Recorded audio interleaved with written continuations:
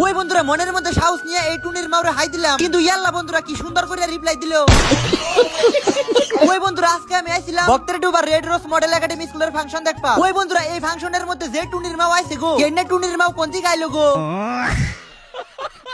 বন্ধুরা এই যে এতগুলা পুলান দেখতাছ, কেনে পুলানের সবের লগে কিন্তু পয়সা আছে তাই না, কিন্তু বন্ধুরা আজকে আমার লগে পয়সা নাই গো।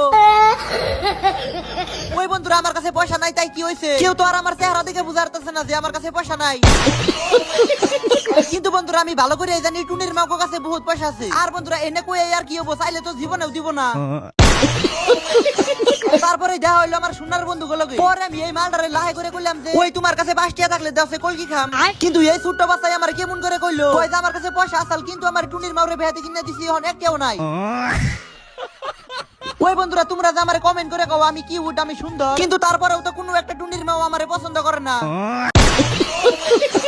তার মানে বন্ধুরা আজকে আমি এক টুনির মাউরে জিজ্ঞাসিলাম বুঝছো না, কইছিলাম যে ওই একটা হাসা কথা কবা আমারে কেমন দেখান যায় গো, কিন্তু ওই টুনির মাও কয় যে তোর না কালা বাড়ার নাগাল দেখান গেতাছে। ওই বন্ধুরা তোমরাই কইছে টুনির মাউগুলা কত যায় রে, এত সুন্দর একটা পুলান রে কালা বাড়া কি কই আরে। ওই বন্ধুরা মানুষ আমারে যতই গালা কই গে, আমি আমার মুখের মধ্যে এমন একটা সিক্রেট বস্তু নিতাছি, একদিন আমি সুন্দর হমুই। ওই বন্ধুরা যদি এই ফাংশনের পার্ট 2 দেখবার চাও তাহলে কমেন্ট করো, আর যদি এই ভিডিও ভালো লাগছে তাহলে একটা ফলো করো।